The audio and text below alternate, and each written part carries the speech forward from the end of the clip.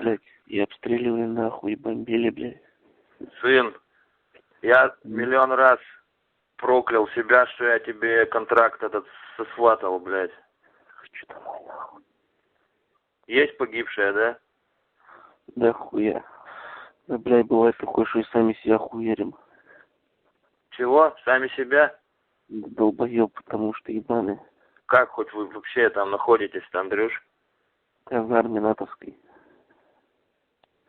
Чего? В казарме? Да, в этой, в натовской. Украинской. А в плен-то никто не попал? У нас нахуй без вести пропавших дохуя тоже. Я один с отделения остался. У нас взвод был 22 человека. Осталось 8.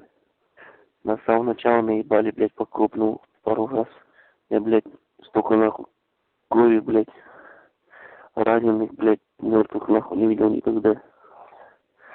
Барика нахуй, обе все конечности нахуй. Обе ноги, обе руки. В основном ноги у всех. Ноги у всех. Да. Хуй нас тут увезут, блядь. А Хрусталев говорит, все целы, все живы, все заебись, блядь. Да пошел нахуй. Если спросишь, убивал я людей, я тебе скажу, да. По новостям